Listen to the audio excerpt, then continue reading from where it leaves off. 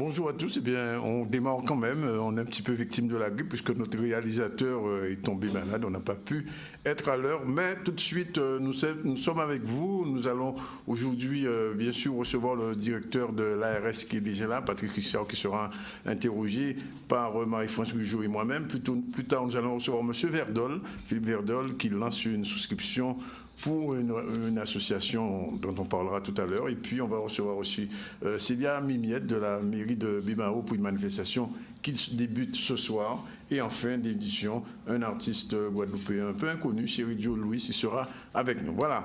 Tout de suite, on va commencer par ce mauvais cadeau de Noël pour le président espagnol Mario Rajoy, puisque les nationalistes catalans ont remporté contre toute attente la victoire, 75 sièges sur les 135 en Catalogne. C'est une majorité pratiquement absolue. Et donc, c'est un échec pour la politique de Mario Rajoy, puisque vous vous souvenez, avec Carles Puigdemont, il y avait eu quelques soucis pour la question de l'indépendance de la Catalogne. Eh bien, la question est plus que jamais posée puisque le parti de Carles Puigdemont ramène quand même 34 sièges, la gauche républicaine 32 et les indépendantistes du CUP espagnol 4 sièges. Et le parti au pouvoir, le PPP, a seulement 3 sièges sur 11. Alors, les conséquences seront peut-être catastrophiques pour le président actuel de l'Espagne, puisque son parti est en difficulté. Il refuse d'ailleurs de rencontrer Carles Puigdemont, qui depuis Bruxelles lui a proposé une rencontre pour discuter de l'avenir de la Catalogne. Pour l'instant, nous en sommes là. La situation va se compliquer. Alors, ça rappelle quand même ce qui s'est passé la semaine dernière, c'était en Corse, où les nationalistes corses, eux aussi, ont remporté une victoire. Et là, ce matin encore, l'un des responsables de cette majorité corse disait que le gouvernement français n'avait pas encore répondu à leurs attentes. Il n'y avait pas de négociation prévue, aucune rencontre. Il le déplorait. Donc, on le voit, en Corse, les nationalistes remportent la victoire. En Catalogne, les nationalistes font pareil. Et ceux de la Guadeloupe, ils font quoi? Ben, c'est la question qu'on se pose. Et on aura peut-être l'occasion d'y revenir. Sinon, tout de suite, on va faire le point sur l'actualité avec notre ami Keïssa, les titres de l'actualité. Oui, Dani, voyons les titres qui font l'actualité aujourd'hui. Et nous commencerons le journal spécial fête d'aujourd'hui en partant à Paris, où nous irons suivre les préparatifs des ultramarins. À cet effet, nous partirons à la boutique Trompé du marché, où les préparatifs se font sentir. Et on continue toujours dans l'esprit de Noël, mais cette fois nous redescendrons en Guadeloupe au lycée Chevalier de Saint-Georges-des-Abîmes, où nous verrons les 2 nouveaux et premiers référents des classes d'audiovisuel, à savoir Christine Kelly et Firmin Richard. Et nous terminerons le journal d'aujourd'hui en restant toujours dans l'esprit de Noël avec un après-midi récréatif. Nous partirons cette fois pour Saint-Claude, où l'association CCAS a organisé un moment de bonheur pour les habitants de la ville. Un pur élan de solidarité leur ont été offerts. Mais pour l'heure, c'est l'interview et on continue avec Dani. Merci donc à Keïssa. Je vous l'ai dit, nous allons recevoir le directeur de l'ARS, Patrice Richard, bien évidemment, avec tout ce qui s'est passé cette année en Guadeloupe, particulièrement les problèmes de qualité de l'eau, problèmes du CHU, problèmes aussi des épidémies. Eh bien, c'est le moment ou jamais de faire le point avec lui. Mais avant, tout de suite avec Marie-France Gujot. Bonjour. Oui, bonjour. Une petite bio de monsieur Patrice Richard. Absolument. Donc, Patrice Richard, vous êtes né en 1959 à Châteaudun, en Eure-et-Loire, dans une fratrie de 4 enfants. Vous avez gardé des souvenirs très tendres des moments passés auprès de vos 2 grands-mères et aussi de la complicité de votre oncle, dites-vous, qui vous a appris les mots d'argot et les gros mots grâce aux chanteurs comme Brassens et Brel.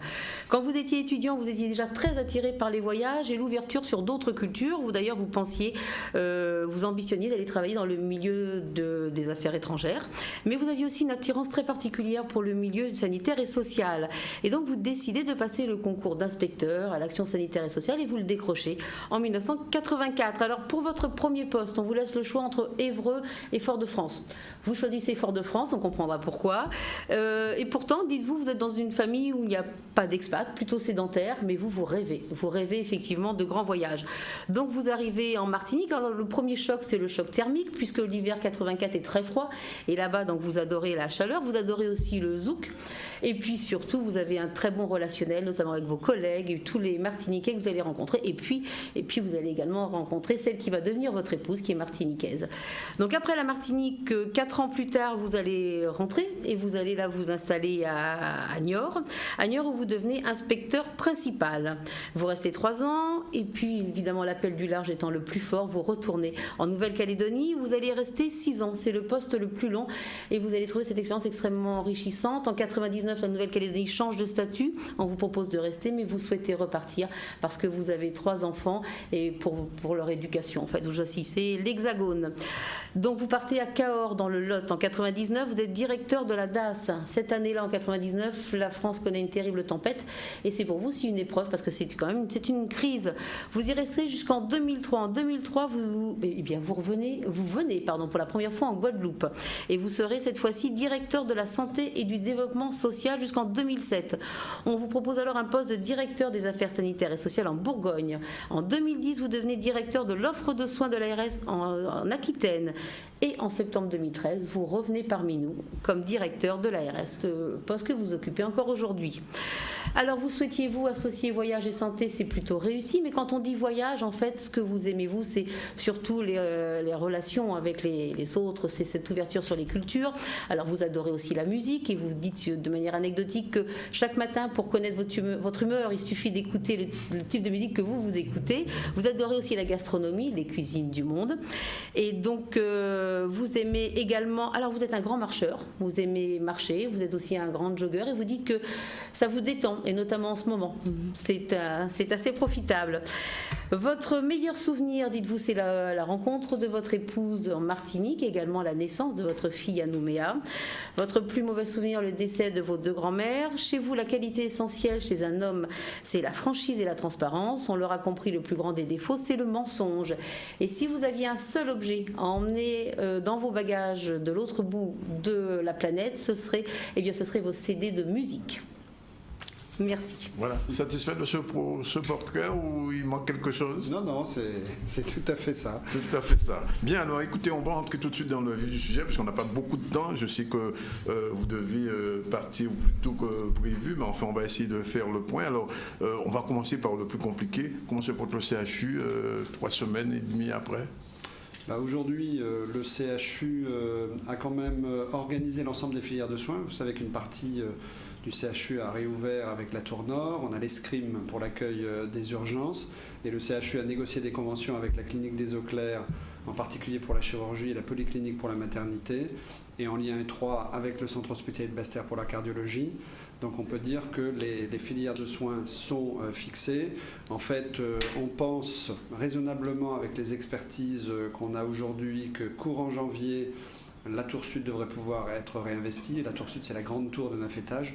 Ça veut dire beaucoup de services qui vont pouvoir rentrer. L'interrogation, c'est surtout les blocs qui ont été particulièrement touchés par le sinistre et la maternité. Donc pour les blocs, la perspective, ce sont d'abord de réouvrir 2 blocs pour les urgences, courant janvier, et ensuite, dans 4 mois, vers le mois de mai, avoir 4 blocs supplémentaires, et en septembre-octobre, avoir 9 blocs, ce qui devrait suffire à l'activité du CHU. Et la maternité, là, il faudra vraiment reconstruire la maternité. Donc on est plutôt sur l'année pour la reconstruction et une nouvelle maternité, donc d'ici la fin de l'année 2018. Juste une précision, pourquoi il y a eu cette polémique sur l'ouverture, la non-ouverture, la différence entre l'appréciation du préfet, la vôtre, et celle du directeur de l'hôpital et bien sûr des syndicats? Oui, donc là, en fait, c'était un sujet de sécurité sanitaire et sécurité incendie. En fait, il s'avère que si on n'avait pas ouvert un certain nombre de services immédiatement, il y avait vraiment un risque vital pour des patients. Je pense aux patients qui sont atteints par des problèmes cardiaques ou par des accidents vasculaires cérébraux où on a besoin d'activer le service de coronarographie. Et donc c'est le service de coronarographie et le service de radiothérapie pour les soins aux personnes malades du cancer qui ont été rouverts en priorité. Et avec le service d'incendie de secours, c'est vrai qu'il y a peut-être eu, enfin le CHU n'a peut-être pas bien calé le timing avec le SDIS, mais aujourd'hui c'est complètement réglé. Le SDIS intervient systématiquement avant toute réoccupation de locaux et donc tout se met en place en accord avec le SDIS et des mesures immédiates qui sont souvent des personnels qui surveillent l'occupation des locaux 24 heures sur 24. Alors, juste avant, effectivement, il y avait eu le passage d'Irma et de Maria. Est-ce qu'on peut faire un point aujourd'hui par rapport aux éventuelles épidémies, à la contamination de l'eau? Est-ce que tout est rentré dans l'ordre? Alors sur Saint-Martin, tout est rentré dans l'ordre pratiquement, puisque d'un point de vue, c'était la crainte qu'avait évoquée la ministre lorsqu'elle était venue tout de suite après le cyclone, c'était le risque d'épidémie. Et là, en fait, on est intervenu très fortement sur la lutte contre les maladies vectorielles, moustiques et rats, puisque s'agissant de l'élimination des rats, avec la Fondation de France qui avait récolté des fonds, on a pu avoir des financements pour vraiment faire un traitement de l'ensemble des dépôts qui jonchaient l'île pour éliminer les rats. Donc, et pas d'autres. Alors bon, après on a surveillé bien sûr avec l'Agence nationale santé publique France qui est basée en Martinique et en Guadeloupe, d'éventuelles d'éventuelles maladies gastriques et en fait il n'y a pas eu de phénomène, ni ensuite, en observant avec l'ensemble des médecins, que ce soit les médecins libéraux, les médecins hospitaliers, pas de phénomène épidémique. Le travail, en fait, il a vraiment consisté avec l'hôpital à reconstituer son offre, puisque aujourd'hui, il est à peu près à 50% de son offre, et sa capacité devrait être activée complètement d'ici le mois de février-mars. Et avec les médecins aussi libéraux, les pharmaciens qui ont réouvert progressivement en fonction de leurs locaux, les kinésithérapeutes, moi je me suis rendu chaque semaine et j'avais une réunion tous les jeudis avec les professionnels libéraux, à la fois pour entendre leurs difficultés et puis voir si effectivement ils relevaient des problèmes de santé. Donc on a été vraiment très en contact et on a maintenant un chargé de mission que le national a dégagé au niveau national qui est venu pour 6 mois pour vraiment finaliser le rétablissement de l'offre de santé Saint-Martin et Saint-Barthélemy. D'accord. Alors, la question qui se pose aujourd'hui, je reviens sur la question du CHU, c'est de savoir est-ce que oui ou non la carte de santé de la Guadeloupe, la carte sanitaire va être revue et corrigée, puisque vous le savez, il y a eu des réajustements, on peut le dire comme ça, sur l'hôpital de Bastère, la maternité, l'hôpital de Marie-Galles, etc. Et depuis lors, les syndicats, un peu tout le monde dit il faut revoir cette carte sanitaire. Est-ce que c'est à l'ordre du jour, c'est de l'actualité chez vous? C'est l'actualité, puisqu'on avait un projet régional de santé jusqu'à la fin de cette année. Et donc là, on élabore le projet régional de santé 2018-2022. Donc en fait, c'est vrai. Revu et corrigé? C'est-à-dire que c'est un nouveau projet régional de santé. Donc forcément, ça n'a rien à voir avec l'ancien. Forcément, il n'a rien à voir. C'est-à-dire qu'on ne chamboule pas tout oui. Quand même dans l'organisation des soins, mais on se pose des questions. Oui. Alors c'est vrai que les questions qui se posent, c'est surtout... en fait, l'encadrement médical des activités. Parce qu'en fait, on a un gros problème qui est de trouver des médecins spécialistes pour un certain nombre de spécialités. Ouais. Si on prend par exemple la chirurgie thoracique, en fait, on s'aperçoit que, ou la médecine nucléaire par exemple, l'idéal serait de travailler entre les deux CHU de Guadeloupe et de Martinique pour avoir une équipe qui puisse intervenir sur les deux sites. Parce qu'on a des effectifs qui sont limités. Aujourd'hui, on a une répartition, par exemple, pour la chirurgie cardiaque, c'est le CHU de Martinique, pour la greffe rénale, c'est le CHU de Guadeloupe. Donc, il y a des activités qui sont déjà réparties. Mais ensuite, à l'intérieur même du territoire, en fait, on a, par exemple, je prends la cardiologie, on a un nombre de cardiologues limité sur chacun des deux sites, le CHU et le CH de Basse-Terre. Donc en fait, on travaille sur la mutualisation des équipes, sur des fédérations médicales. On le fait, je rencontre cet après-midi le professeur Cadel, qui est donc le praticien universitaire hospitalier du CHU, justement sur une fédération médicale sur la gynécologie obstétrique. Oui. Donc Parce qu'aujourd'hui, on s'aperçoit que la question n'est pas forcément la question d'un site, parce qu'on peut toujours avoir des équipes qui tournent sur des sites et qui font des interventions sur ces sites-là. La question, c'est d'avoir les médecins pour le faire. On n'a pas de problème sur les soignants parce que ce soit les infirmiers, les aides-soignants, il y a des formations en Guadeloupe qui permettent d'avoir les personnels pour ça. Mais on a un gros problème sur les médecins spécialistes et un problème aussi d'ailleurs sur les médecins généralistes au plus près des patients. Alors justement, en fait, comment l'ARS compte-t-elle faire pour rendre ce territoire plus attractif, notamment pour les médecins généralistes? Est-ce que vous avez des leviers, des outils pour ça, pour les faire venir?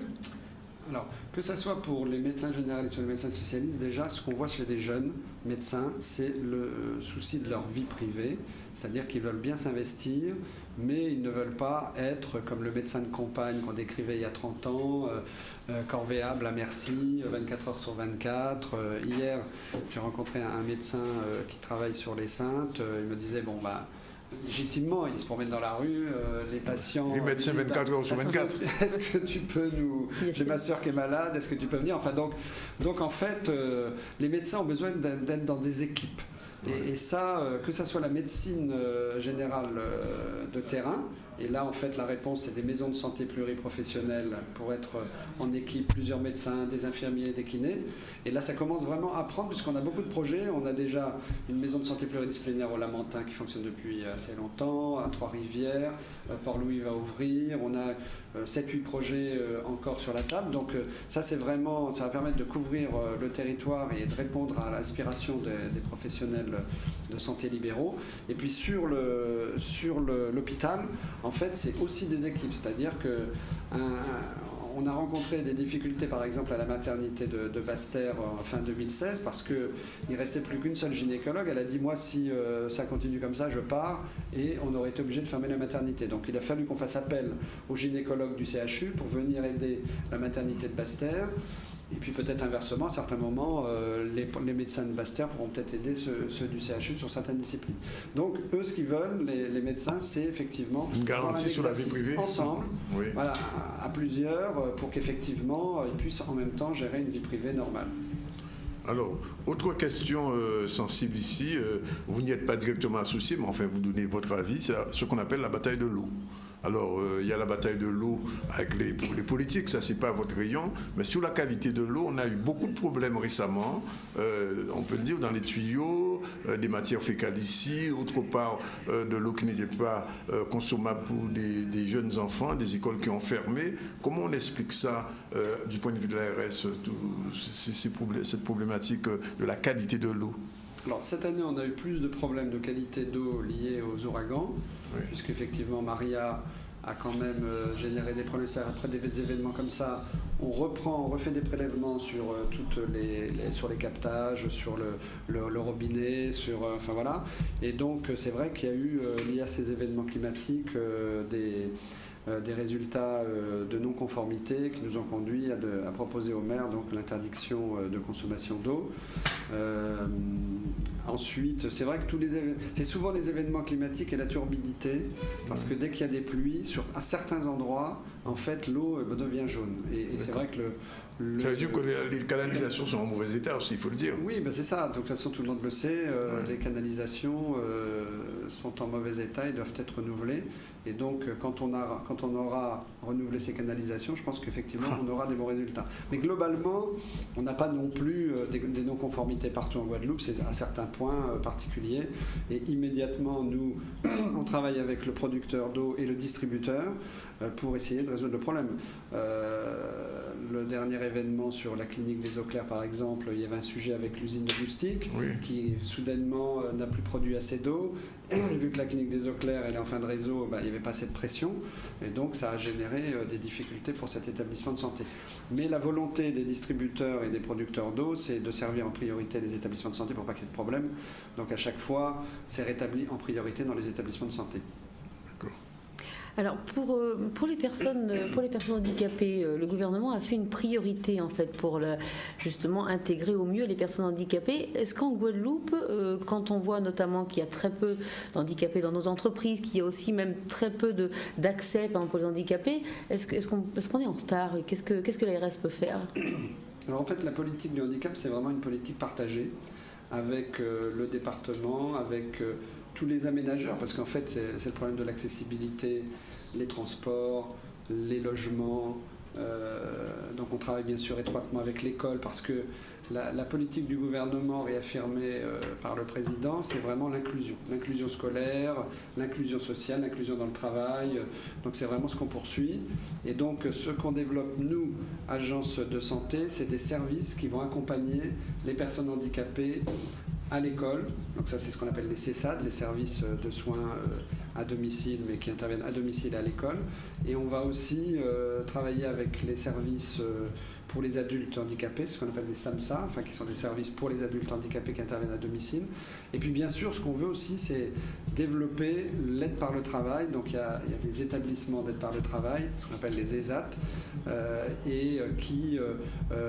l'objectif, c'est qu'ils intègrent professionnellement des personnes handicapées dans les entreprises. Donc nous, c'est les moyens dont on dispose.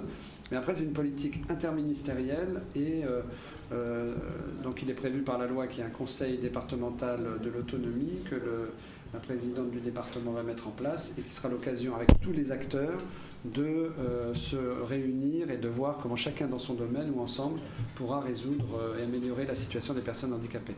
Moi, ce qui ressort le plus lorsque j'échange avec des personnes handicapées, c'est le sujet des transports. Et effectivement, elles souhaitent avoir une vie sociale comme tout le monde et elles ont besoin d'aller là où effectivement il y a les manifestations, les activités sociales. Alors, j'ai envie d'aborder avec vous, il ne nous reste pas beaucoup de temps, mais d'aborder avec vous la question des rapports de l'ARS et de l'ANSES, c'est-à-dire l'Agence nationale de sécurité sanitaire, et vous avez dû être au courant de ce rapport sur les aliments chlordéconés.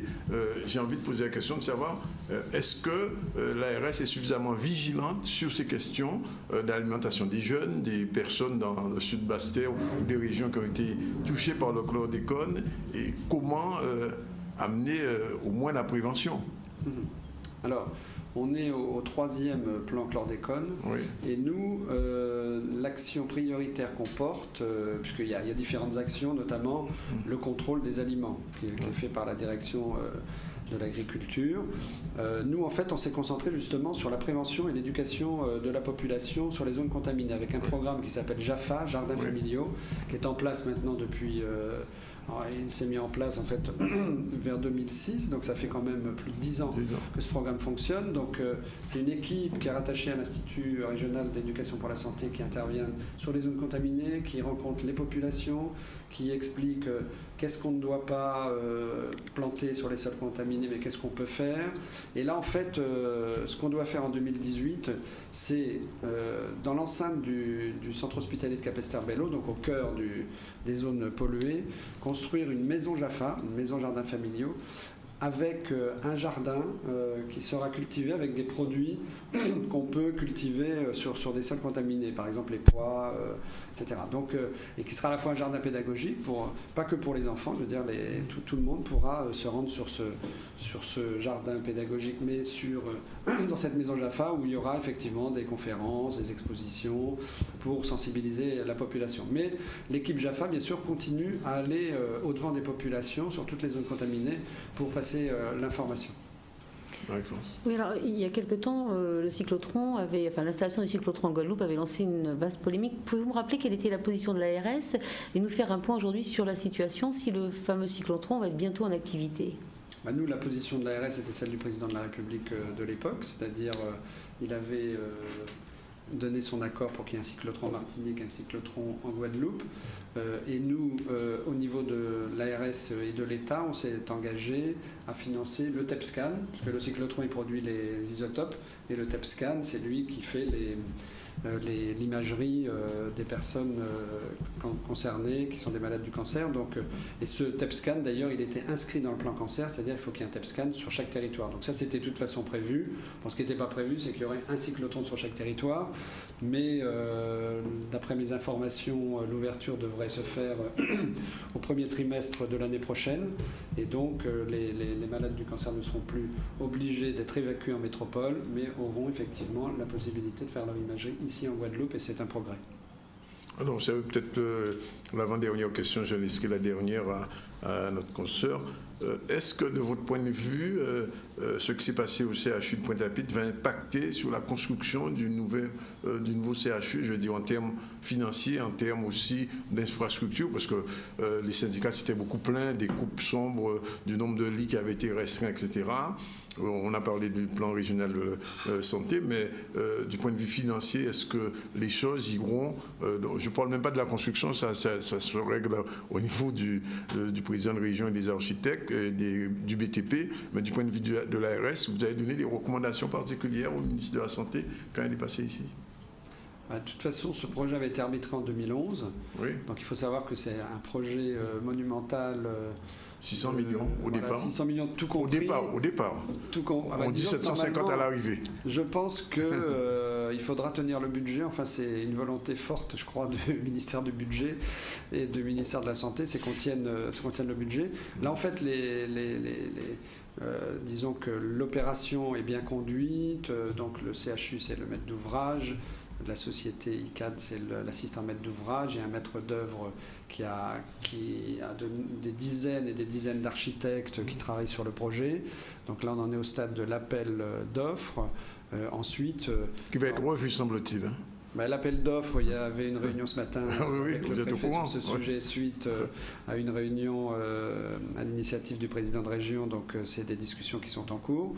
Le principal, en fait, je crois que la population, et notamment compte tenu de ce qui s'est passé au CHU, a légitimement droit à un CHU qui sera antisismique, parce qu'on en parle depuis très longtemps, mais à un moment donné, il faut bien le faire, ce CHU qui résistera à un séisme majeur, et en plus, qui sera organisé de telle façon que l'ensemble des services à la population sera amélioré de façon très considérable. Donc, nous, agence, notre rôle, c'est d'accompagner ce projet, de faire en sorte qu'il sorte dans les délais et sans dépassement budgétaire, puisque c'est une somme énorme. Ça va être compliqué. En tout cas, Marie-France, c'est la dernière question, et puis une petite synthèse de ce qu'on pourra retenir de ce qu'a dit M. Patrice Richard. Alors oui, en dernière question, simplement, je voudrais savoir quel est l'avenir pour l'hôpital de Monterran, l'hôpital psychiatrique de Saint-Claude. Que va-t-il devenir? Alors, donc là, on a travaillé depuis 3 ans sur le regroupement des activités de psychiatrie sur la Guadeloupe, entre la psychiatrie gérée par le CHU pour la Grande Terre et la psychiatrie gérée par le centre hospitalier de Monterran pour la Basse Terre. Et donc, au 1er janvier 2018, il y aura un établissement public de santé mentale pour la Guadeloupe. Ce qu'on veut, c'est que les Guadeloupéens, quel que soit l'endroit où ils habitent, aient le même service en psychiatrie, et ça n'est pas le cas en Grande Terre. Donc en fait, on ne rapatrie pas la psychiatrie à Monterran. Au contraire, on va faire en sorte que les patients de Grande Terre, mais aussi de Marie-Galante et de la Désirade, puisque c'était l'ensemble des territoires couverts par le CHU, aient un accès beaucoup plus important pour la psychiatrie. Je voudrais juste dire un petit mot, si vous me permettez, pour terminer, par rapport au CHU, à la situation au CHU. Ce qui nous paraît important, et là on va communiquer sur les médias, c'est la prudence qu'on demande à toute la population. Pendant les fêtes de Noël. Faites attention pendant les fêtes, ne prenez pas de risques sur la route, on peut consommer de l'alcool mais on ne conduit pas, et on fait très attention quand on est malade chronique à bien prendre ses traitements, puisque ce qu'il faut savoir, c'est que le CHU, les filières de soins sont en place, mais le nombre de lits est quand même beaucoup plus limité, 3 fois moins que normalement. Donc en fait, même si on a 23 établissements en Guadeloupe, il faut être très prudent, il faut faire la fête, mais il faut être très prudent et ne pas risquer sa santé. On espère que vous serez entendu, et on le souhaite fortement. Marie-France, on va faire un petit rappel des points forts de cet entretien. Absolument. Donc, en réponse à la pénurie de médecins, l'ARS soutient effectivement le développement des maisons de santé pour que désormais les médecins puissent travailler en groupe. Vous nous avez rappelé, donc, concernant la qualité de l'eau, effectivement, que l'ARS intervient en amont, mais que la vraie réponse, c'est de nouvelles canalisations, puisque les nôtres sont obsolètes. L'ARS travaille également d'arrache-pied sur l'inclusion des personnes handicapées pour qu'elles puissent intégrer non seulement le monde du travail, mais dès le monde scolaire. Troisième plan chlordécone, vous continuez effectivement le programme JAFA qui est mis en place depuis 2006 mais qui semble bien porter ses fruits. Le financement du TEPSCAN, évidemment, c'est toujours à l'ordre du jour. Et donc ouverture du cyclotron, premier trimestre 2018. Et enfin, donc un futur CHU antisismique avec des services effectivement bien améliorés. pour le bien-être et la santé de notre population. Et j'ajoute en essayant de tenir le budget de 600 millions, ce qui me paraît très, très, très compromis au regard de ce qui a été dit au CVI. En tout cas, Patrice Richard, merci d'être venu cette fin d'année chez nous. On aura probablement l'occasion au cours de l'année encore qui vient de vous recevoir parce que, bien évidemment, il y a beaucoup de choses qui se passent et qui vont se passer. Et je pose juste une dernière petite question. C'est dur d'être ARS en Guadeloupe en ce moment? Ah ben vous n'avez pas beaucoup de week-ends, pas beaucoup de temps pour vous. Je le disais, Madame Edna, sur effectivement les loisirs, on est obligé de restreindre les loisirs. J'ai bien l'impression. En tout cas, joyeux Noël. Merci. D'être venu avec nous. Il est 13h17. On va prendre tout de suite une pause de pub et on va se retrouver tout à l'heure pour la suite des événements avec le journal de Keïssa et nos invités qui sont là. Philippe Verdel est déjà arrivé.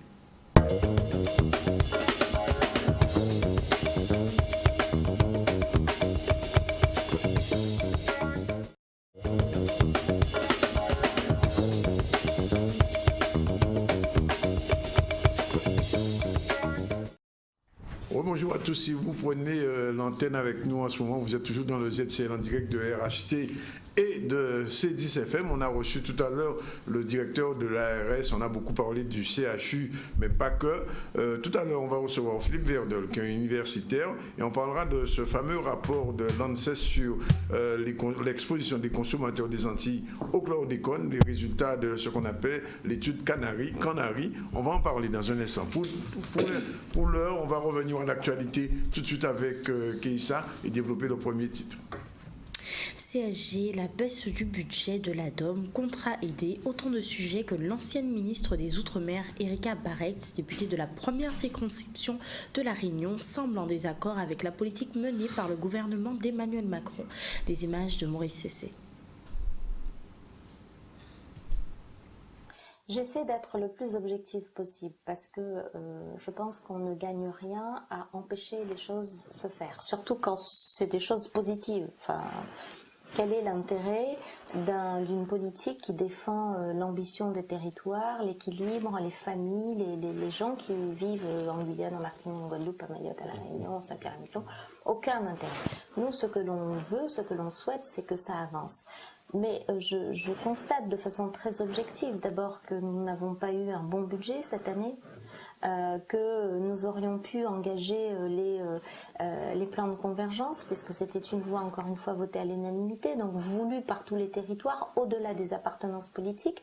Peut-être que nous n'aurions pas perdu une année, parce qu'au final, les assises, j'espère que de cela sortira de belles choses, mais nous avons perdu une année budgétaire. Et vous savez, une année dans la vie d'un enfant, où on prend un retard dans la construction d'une école, c'est énorme. Et quelquefois, ça n'est pas rattrapable. Donc la perte d'une année, une année budgétaire, je trouve que c'est un luxe que nous ne pouvons pas nous payer dans les Outre-mer. Alors évidemment, vous avez réagi au niveau de la CSG, des contrats aidés, la baisse du budget de l'ADOM. Pensez que c'est une politique qui ne va pas dans le bon sens pour les régions d'outre-mer? Bah oui, objectivement, baisser l'ADOM, vous savez très bien, enfin, dans l'ADOM, il y avait des dispositions de la loi égalité réelle, c'était le transport, par exemple, des corps, j'avais rajouté les stages.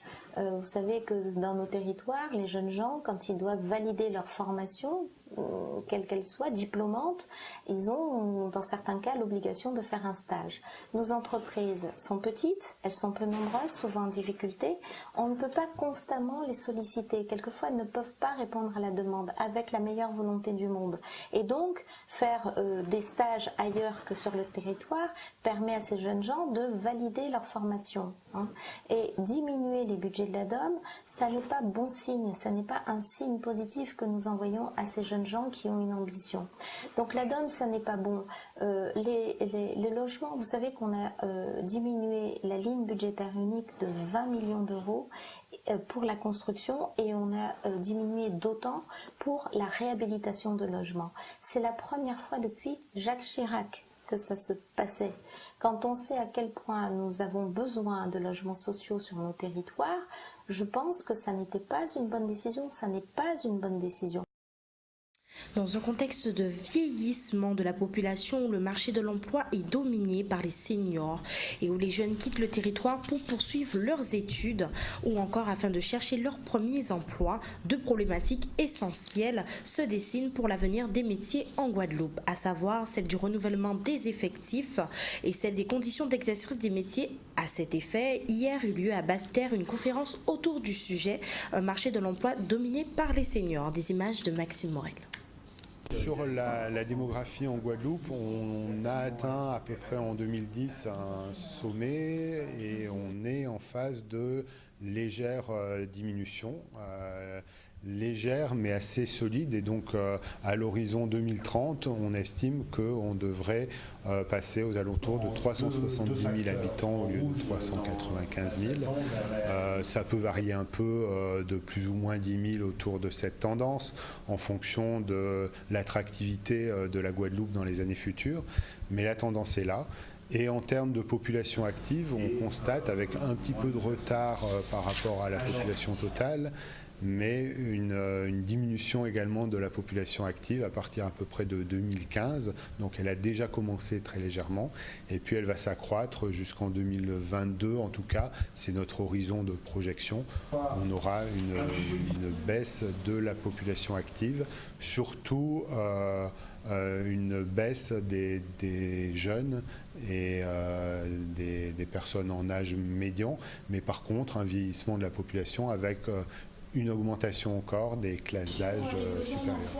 Donc le marché du travail est déjà et sera de plus en plus dominé par les seniors.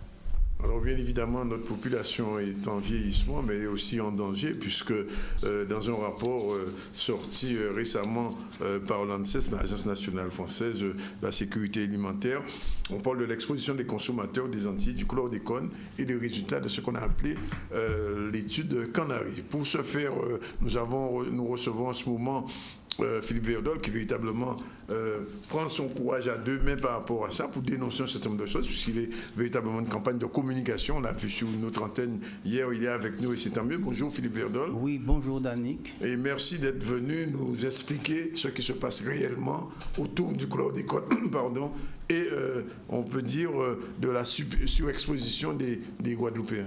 Oui, alors en fait ce rapport-là, il montre qu'on est simplement dans la phase 2 de l'empoisonnement au chlordécone voulu par la France, par l'État français et voulu par l'Union européenne.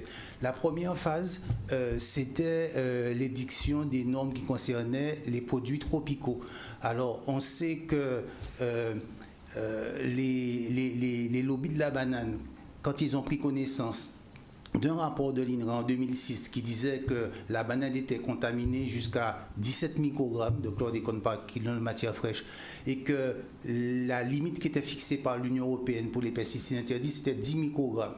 Il y a eu un lobbying qui s'est mis en route et la tolérance pour les fruits et les légumes tropicaux, elle a été multipliée par 2. Au lieu que ce soit limite de détection 10, eh bien ça a été 20. Comme ça, on peut exporter la banane. Ouais. Alors, ça se perçoit, par exemple, dans le traitement qui est fait pour le sucre. Sucre de betterave, tolérance 10. Il ne faut pas empoisonner les gens qui prennent leur café le matin. Bon, sucre de canne, tolérance 20. Bon, alors, ça, c'est pas explicable autrement que par l'action des lobbies. Maintenant, concernant les viandes animales, il y a eu un changement, une sorte de révolution silencieuse qui s'est faite en 2013 où les tolérances ont été, qui étaient à 20 microgrammes, elles ont été respectivement multipliées par 5 et par 10. C'est-à-dire pour les viandes qui avaient 20% de matière grasse, maintenant la tolérance c'est 100 microgrammes. Pour les viandes qui avaient 10 microgrammes de matière grasse, les tolérances, c'est 200 microgrammes. Donc, les lobbies de la viande, cette fois-ci locaux, ils ont fait une pression en ce sens. Alors, ça renvoie en 2011, par exemple. Il y a des contrôles qui avaient été instaurés en abattoir. Quand on analysait la carcasse, si elle dépassait la tolérance de l'époque, la carcasse était détruite sans indemnisation du producteur. Ça c'est aussi, c'était pas normal. Et je me demandais, mais pourquoi les producteurs ne se plaignent plus? Ils se plaignent plus parce que maintenant des bêtes qui sont super contaminées, elles sont dans la norme. Ah bon? Oui, avec le changement de 2013. Tolérance, bien sûr. Oui, elles sont dans la norme.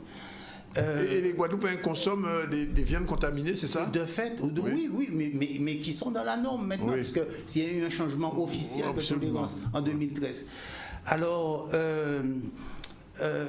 donc, ce rapport-là, il doit être lu à la lumière, par exemple, de l'impact sanitaire que ça a. On a publié l'étude Timoun à l'époque. Quel impact sur les enfants? Et cette étude-là, elle montre que quand les enfants sont exposés au chlordécone dans le ventre de leur mère, etc., donc après la naissance, lorsqu'on fait les tests, on voit qu'ils perdent de 10 à 20 points de QI. Ça veut dire qu'ils deviennent... je n'ose pas mettre de qualificatif. Et donc, ils sont atteints.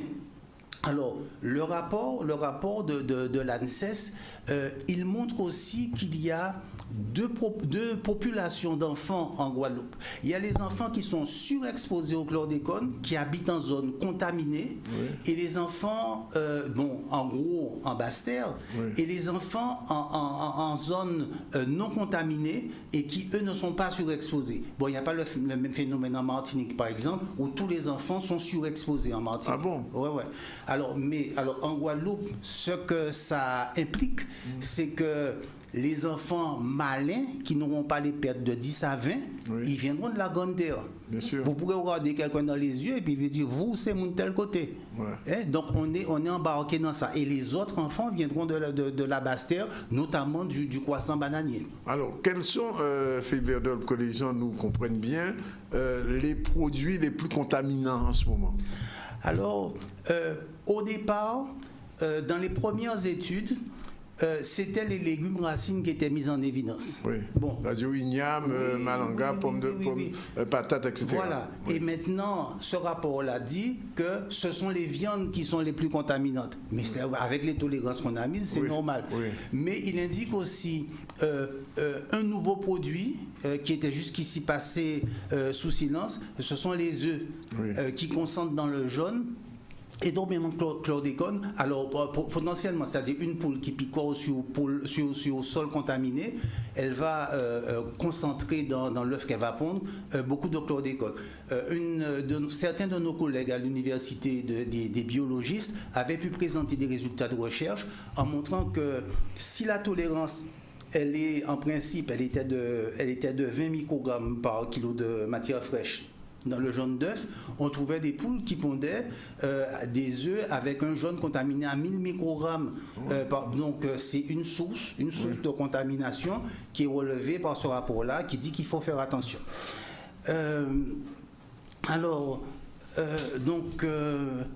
Quelles sont les préconisations, justement, des auteurs de ce rapport? Ils observent qu'il y a des populations à risque parce qu'elles ont des comportements à risque. Déjà, elles habitent dans zone contaminée et elles achètent dans les circuits informels. Alors, c'est qu'informel, c'est-à-dire au bord de la route. Au bord de la route. Et même... Donc, il ne faut pas m'en acheter des bochimés encore. Non, c'est ça qu'il a dit. Et même en autoconsommation, ils déconseillent de planter soi-même et de récolter ce qu'on a planté. C'est-à-dire qu'ils observent que les gens qui sont en meilleure santé, c'est eux qui vont s'approvisionner uniquement dans les grandes et moyennes surfaces. Donc, c'est-à-dire c'est la mort de la production locale. Oui, c'est ça qu'ils ont déjà lancé depuis quelques années et puis qu'ils continuent dans ce rapport-là. Alors, l'autre source de contamination dont on a beaucoup parlé, c'est l'eau. alors on a vu, je viens de recevoir le directeur de l'ARS qui disait que bon, on surveille un petit peu, on fait des prélèvements, etc., etc. Mais enfin, en tout cas, dans certaines zones, et même dans les zones non contaminées par le chlordécone, il y a un problème de l'eau, de la qualité de l'eau en Guadeloupe. Alors, est-ce que les pesticides aussi sont infiltrés dans l'eau que nous consommons? Oui, les pesticides sont infiltrés, c'est la raison pour laquelle nos sources d'eau, elles sont toutes filtrées au charbon actif. Oui. Bon, on avait à l'époque, enfin, je ne vais pas citer telle ou telle marque pour qu'ils ne me disent pas que je les fatigue, mais il est nécessaire maintenant de filtrer et l'eau du réseau et l'eau qui est en bouteille. Alors, je voudrais faire remonter des observations qui m'ont été confiées par les infirmières du Sud Basse-Terre. Donc c'était en 2013 déjà, et puis j'ai eu l'occasion de le publier dans un ouvrage, mais elles m'ont contacté en me disant qu'elles ne reconnaissaient pas le profil des enfants qu'elles avaient sous les yeux depuis quelques années. C'est-à-dire que jusqu'alors, c'était des enfants, c'est-à-dire avant 2007-2008, c'était des enfants qui étaient relativement insouciants comme tous les enfants du monde, etc. Qui pétaient la forme, qui pétaient la santé, enfants de maternelle. Hein. Oui. Bon. Et puis, depuis cette époque-là, elle constate un changement important. Il y a beaucoup d'enfants qui présentent dans des classes pourtant normales des troubles spéciaux. Alors, je les avais notés quelque part. Bon, alors, par exemple, il y a des malformations physiques. Dans une classe de maternelle, elles m'ont montré les fiches. Il y avait plusieurs filles, par exemple, à qui on avait dû placer un anus artificiel parce qu'elles étaient nées sans anus. Elles étaient nées avec une fistule, une ouverture entre le rectum et le vagin. Ça veut dire que tous les excréments, elles sortaient par le même endroit. Oui. Bon, alors, donc, malformation rénale, dysmorphie du visage. On avait l'impression qu'on leur avait donné une tape d'un côté, le visage enfoncé, puis le visage qui sort de l'autre côté. Oui. Bon, pieds plats, ventre très relâché, strabisme convergent. Alors, troubles physiques, diabète, obésité stade 2, troubles de la vision, confusion des couleurs, troubles de l'audition, incontinence urinécelle, infection urinaire, tendance à la constipation, allergie, asthme, tremblements, mais ce sont des tremblements importants comme pour l'épilepsie.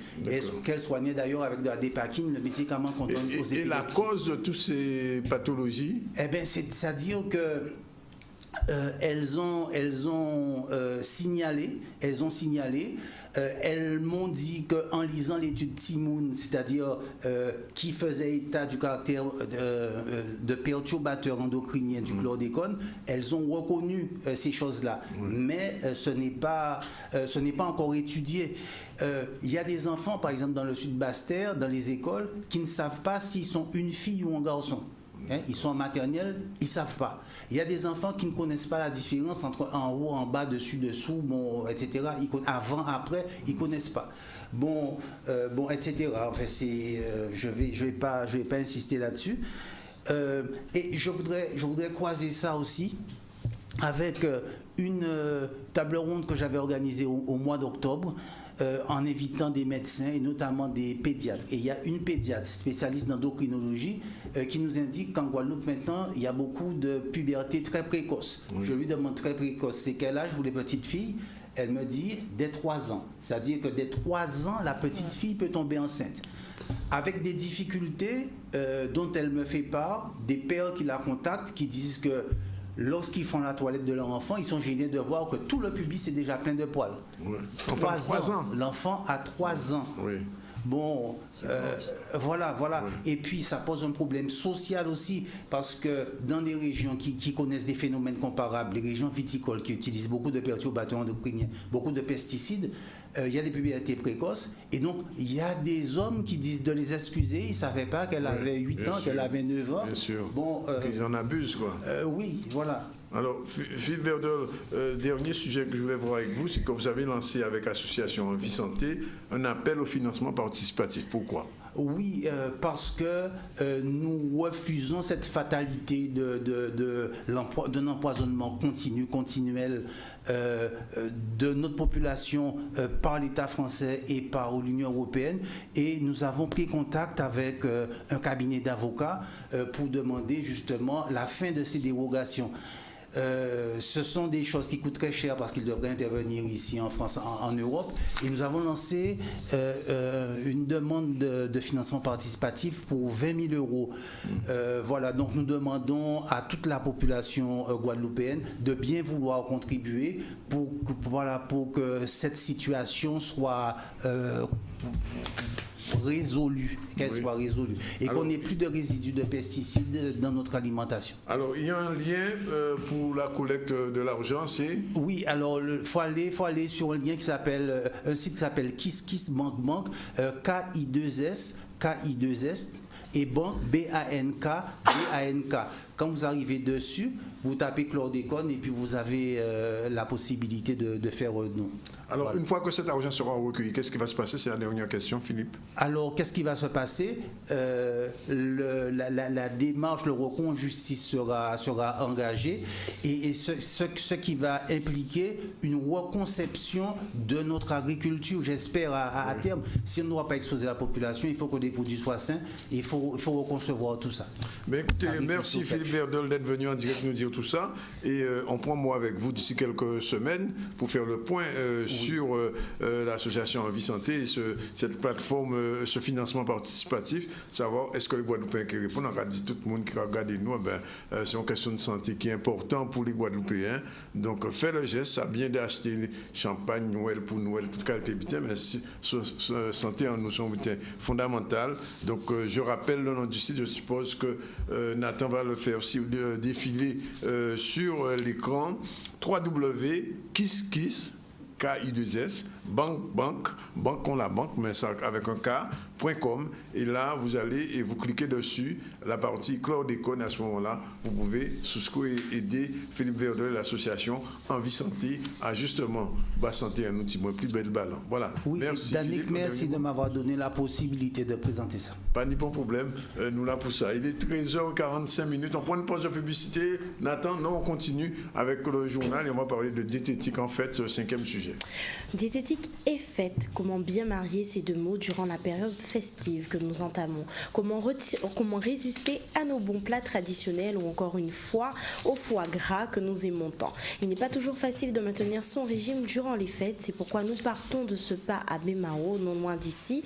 Quelques conseils avec la diététicienne Julienne Anne, voyons le reportage. Alors pendant les fêtes, je pense que les Guadeloupéens n'utilisent pas trop de bio. Par contre, il y a une augmentation de la consommation de fruits et légumes bio.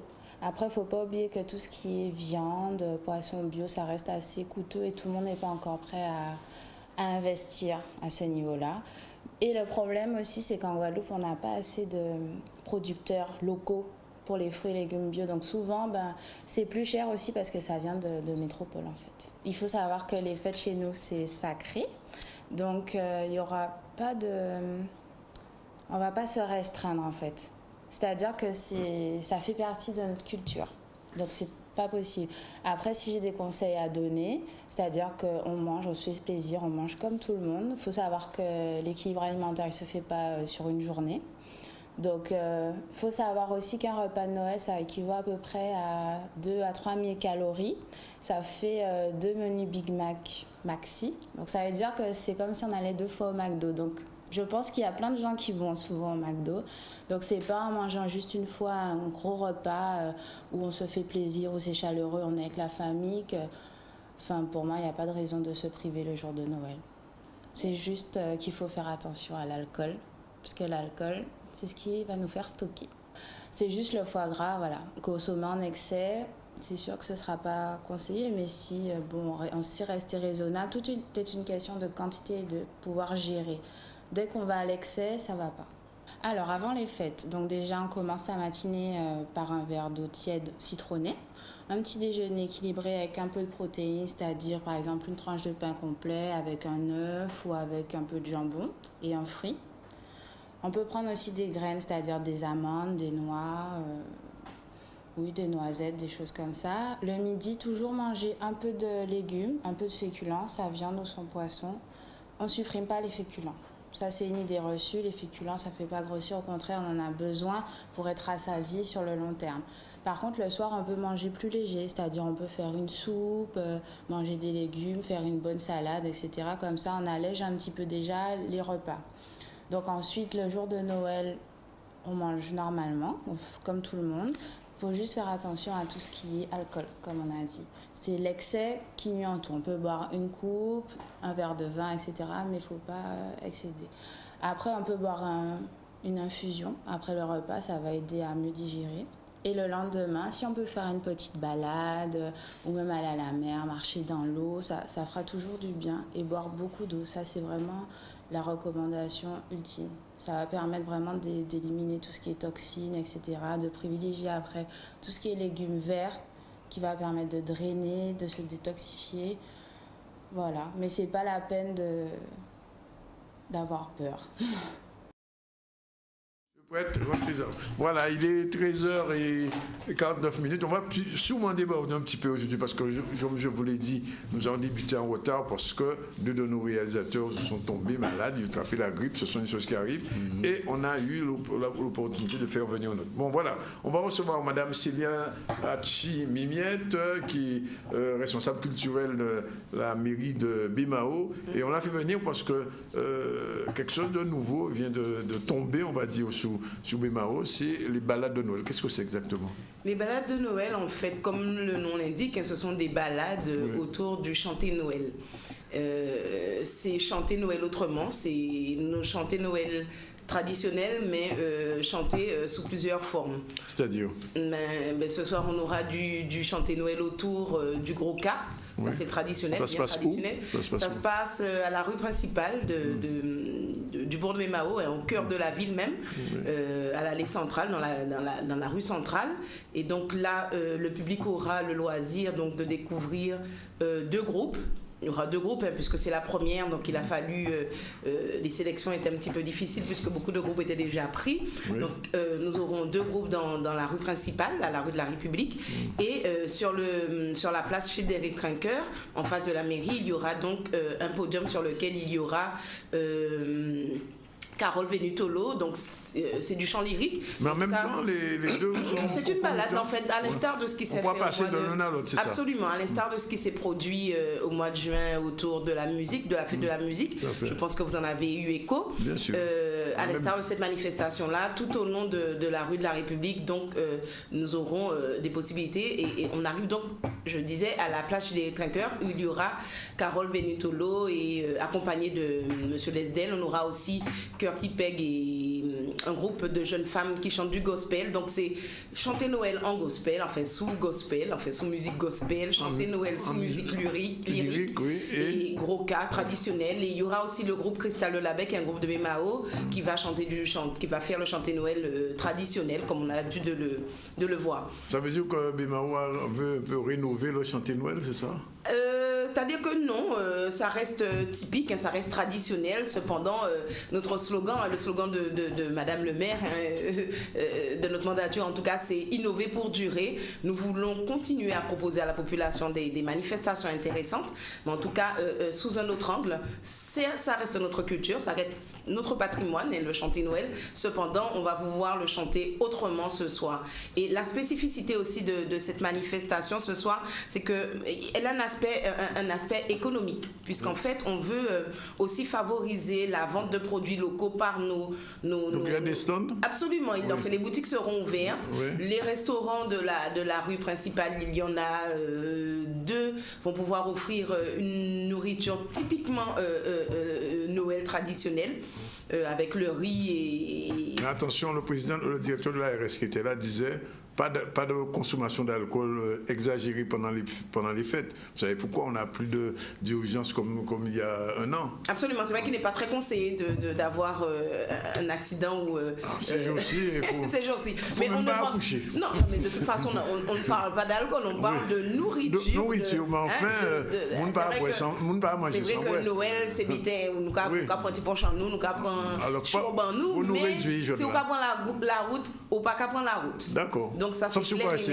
c'est là devant mais si vous êtes en l'arrivée Mao, pas ni bon problème. Vous pouvez marcher à Lévini. Mais en tout cas, c'est ce que nous souhaitons offrir à la population ce soir. Et c'est une manifestation différente. C'est vrai que demain soir, il y a le grand chanté Noël de Jarry, en fait, organisé par la ville de Mao et Cap Excellence.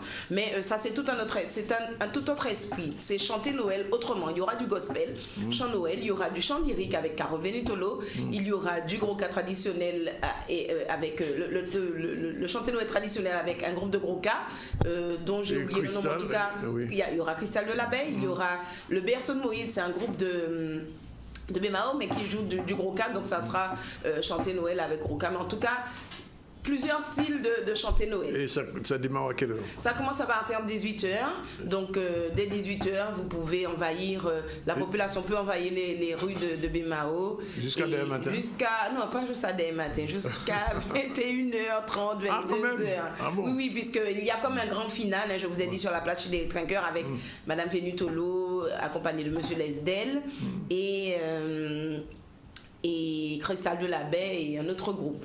Donc nous invitons vraiment chaleureusement la population bémaotienne, la population guadeloupéenne à venir assister à cette première édition des balades créoles, les balades de Noël dans le cœur de Bémao. Alors, puisque vous êtes là, avant de partir, on ne peut pas ne pas vous poser la question. Culturellement, Bémao, ça va mieux ou ça va moins bien qu'avant?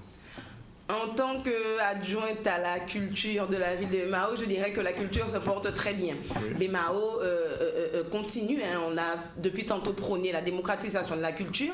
C'est en fait ce que l'on fait en proposant à la population de tous âges. On ne fait pas de ségrégation ni de discrimination. En tout cas, tous les publics trouve de quoi se nourrir l'esprit, en tout cas, à travers différentes manifestations. Très récemment, nous avons eu le festival Caribule, qui s'adresse à un jeune public autour de la bande dessinée, que vous connaissez très certainement, puisque nous avons eu un travail de concert autour de cette manifestation. Il y a le festival Caribule, au mois de novembre, fin de novembre, début novembre. Mais avant, vous avez eu un séminaire sur l'esclavage. Absolument, repenser les relations triangulaires avec des personnalités de renom venant du monde entier, de Guadeloupe également, et qui ont pu donc discuter sur les nouvelles relations entre le vieux continent, les relations triangulaires. En fait, c'est assez caricatural, mais en tout cas, c'est le schéma existant. Je parle du commerce triangulaire. Donc, comment ça n'a pas été une nostalgie de cette époque, mais en tout cas, repenser le commerce dans cette zone-là. Tout à fait. Avec beaucoup de spécialistes d'ailleurs. Ah oui, d'une manifestation d'envergure avec des invités qui ont eu des conférences qui ont attiré pas mal de personnes, qui a eu beaucoup d'échos, ça s'est très bien passé en tout cas. Et il y a presque un an, il y avait aussi le carnaval de Bémao, comme chaque année, Bémao Mimas. Mais cette année, on remet une couche. Bien entendu, Bémao Mimas sera le rendez-vous incontournable de ce carnaval. Oui. Voilà, et Unité Mas sera dans la fête Oui, le groupe dont je fais partie, Unité Mas, sera forcément de la fête, puisque nous sommes une association basée à Bémao. Nous avons d'ailleurs eu un chanté Noël à Font-Richer, à Bémao. Nous avons également...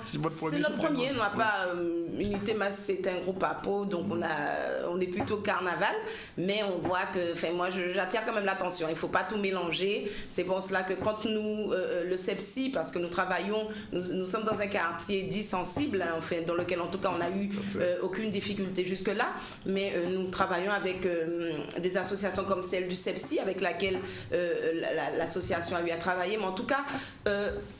beaucoup de manifestations, des manifestations en tout cas qui sont là pour le public, accompagner la population, leur permettre d'accéder librement et gratuitement à la culture, à des événements de qualité. Voilà. Bien. Eh bien, on peut dire que vous assumez complètement votre tâche d'adjointe à la culture? Absolument, absolument. Oui. Je le fais passionnément. Oui. C'est pas toujours évident, mais en tout cas, on a un service culturel avec à sa tête Madame Lauriette et Madame Goram également, qui est un agent, Monsieur Pellissier, qui font un travail formidable. Je confirme qu'ils sont très dynamiques, très compétents, et très très dynamiques et qui véritablement veulent impulser une vraie politique culturelle à Bemao. Madame Mimiette, c'est la dernière question. Oui. Est-ce qu'on vous verra un petit peu plus souvent sur le plateau pour venir nous parler de la culture à Bemao? Je me ferai un plaisir de venir. C'est une invitation mais faite, mais je sais que vous me la faites toujours. Mais c'est une question de disponibilité. C'est vrai que je suis à la culture et à l'éducation. Pas facilement. En tout cas, nous sommes présents sur les médias régulièrement. Bemao est présent. Bemao tient la tête de l'affiche. Voilà, puisque bon, de toute façon, aujourd'hui, nous sommes tenus d'avoir une politique culturelle cohérente, puisque nous faisons partie aujourd'hui de Cap Excellence, qui aussi impulse cette manifestation de ce soir. C'est pas qu'un jour à tradition est passé à Cap Excellence. C'est-à-dire que la compétence économique est passée depuis peu à Cap Excellence, donc de grosses manifestations, effectivement, comme Jarry en fait, concerne aujourd'hui l'agglomération. Pareil, la première édition de ce soir rentre dans un schéma d'animation culturelle autour de Noël sur le territoire de Cap Excellence. Donc Bemao aussi jouera sa carte ce soir autour de Noël. Merci d'être venu. Voilà. La prochaine fois, on fera venir, mais pour parler un petit peu de Barcelone, parce qu'on sait que vous êtes hispanisante. Et j'imagine que vous Je parlerai plutôt de Cuba, de Porto Rico, de République Dominicaine. Pas de Barcelone. Je serai moins à l'aise. Moins à l'aise. Je serai plus à l'aise dans mon espace. Sur Cuba. Voilà. On prend note. Merci. Voilà, merci en tout cas d'être venu. Et bon Noël, bonne balade. Oui, merci beaucoup. Donc j'invite quand même tout le monde à venir, j'insiste. Tout le monde qui est là, tout le monde là soit là pour nous chanter Noël en toute gens. Merci. Alors voilà, on va quitter Noël et on va venir avec un musicien guadeloupéen que j'avoue que je ne connaissais pas, Chéri Joël Louis. Bonjour. Bonjour, monsieur Zalonis. Alors j'ai écouté vos musiques, j'avoue que je ne connaissais pas, vous ne connaissez pas. Oui, c'est découvert au travers de ces 3 albums et puis un livre aussi que vous avez. Comment vous avez commencé la musique? Donc ça, j'ai commencé tout seul, hein, jusqu'à maintenant. Bon, j'ai commencé seul. Après, j'ai pris des cours dans une école. Oui, bien sûr. Pendant au moins 6 mois, une année. Bon, et puis après, j'ai continué tout seul. Oui. Mais toujours dans le but de créer mon propre style de musique, quoi, vous voyez. Oui. Donc je travaille, c'est-à-dire j'ai travaillé depuis mon enfance, quoi, jusqu'à maintenant. Je travaille comme ça. Guitariste au départ? Je suis guitariste au départ. Et chanteur? Oui, si on veut. Moi, je ne suis pas un chanteur. Je ne me considère pas comme un chanteur. J'ai entendu des chansons quand même. J'ai entendu votre voix. Oui, bien sûr. Il y a ma voix, mais je fais la différence entre un vrai chanteur et quelqu'un qui compose avec sa guitare. Moi, je compose ma voix avec ma guitare. Bon, avec les deux. Donc c'est ça. Donc c'est un travail que je fais tout seul, quoi. Bon, c'est-à-dire moi je fais tout seul. Je suis producteur, manager. Enfin. Ah, vous produisez? Oui, j'ai vu que vous produisez vous-même vos albums. Oui. Vous en avez fait combien d'albums? Parce que j'ai vu 3 albums. C'est-à-dire c'est toute ma vie qui est retracée. Oui. C'est-à-dire. Alors le premier c'était lequel? Le premier album que j'ai fait c'est celui-là. Vous n'avez pas. Non, je ne l'ai pas. Non, je l'ai pas eu. Donc je l'ai fait à Paris tout seul avec ma guitare et ma voix. Oui. Le tout premier c'est le tout premier album que j'ai fait. D'accord. Donc, dans toute ma solitude, parce que je suis quelqu'un, j'ai toujours été seul, quoi. Ouais. Bon. C'est comme ça. Hein? Oui, c'est une chose qui arrive. Ensuite. Donc, après, j'ai fait Enlèchement la vie. Oui. Donc, ça, je l'ai fait quelques années après, parce que moi, je suis un ex-douanier, quoi, vous voyez. Donc, je l'ai fait au moment où je partais, je quittais la douane, quoi. Je l'ai fait. D'accord. Donc, Enlèchement la vie.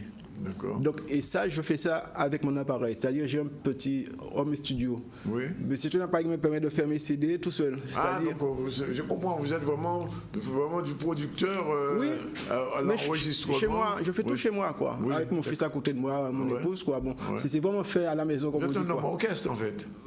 Si on veut, on peut dire. Donc, Enlèchement la vie. Et ça, au trace de ma vie, à chaque étape de ma vie, je fais un CD comme ça, quoi. Bon, d'accord. Vous voyez? Oui. Et le troisième. Donc, le troisième que j'ai fait, c'est celui-là. Bon, Creole Blue. D'accord. Donc, et puis le quatrième, c'est Navette Nati. Oui, je l'ai celui-là, Navette Nati. Alors, qu'est-ce que c'est Navette Nati? J'ai écouté. Bon, Navette Nati, ça veut dire c'est la navette naturelle, vous voyez. Oui. Bon, vous avez la navette qui va sur la Lune, tout ça. Oui. Bon, la navette naturelle, c'est tout ce qui est naturel, quoi, vous voyez. Si vous voulez s'emporter par par la brise, le vent, l'observation de la nature, vous vous laissez porter par c'est un petit peu poétique, un petit peu tout ça. Mais oui, je suis poète, quoi. C'est un ensemble de choses que je fais. Oui, c'est ça, vous êtes quelqu'un de très sensible. Alors, d'où vient votre inspiration? Qu'est-ce qui vous inspire quand vous voulez composer? Mais c'est ma vie, simplement. C'est ma vie et la vie des autres, quoi. C'est-à-dire, c'est la société. C'est-à-dire, la société influe sur votre musique, votre façon de penser aussi, quoi. Ouais. Donc, c'est toute ma vie qui est dedans, quoi, vous voyez?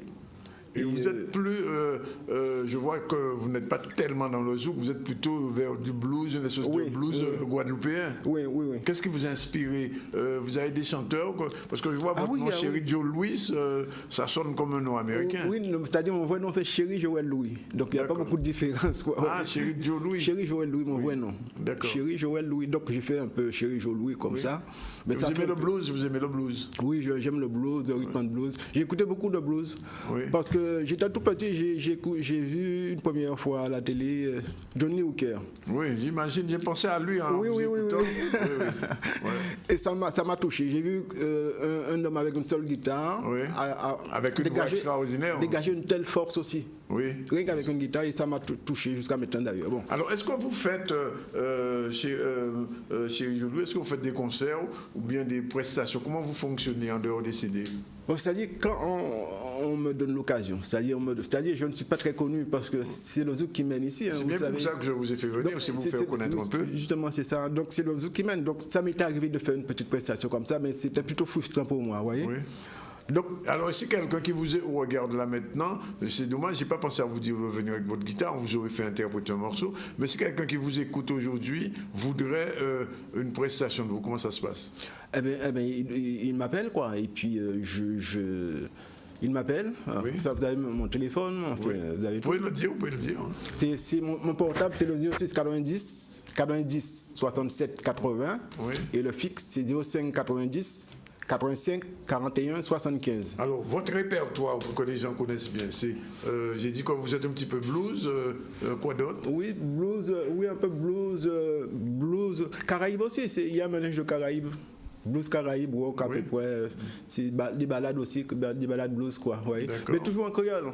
Toujours en créole, oui. Vous ne chantez pas en anglais encore, non? Non. Parce comme ça, chez John Louis, on a l'impression que c'est... Oui, c'est sûr. Parce que j'ai vu un texte, j'ai écouté une chanson de vous, Moi c'est un poète. Parce que vous êtes musicien, mais vous êtes aussi poète. Oui, d'abord poète, oui. C'est-à-dire j'ai commencé à écrire très tôt.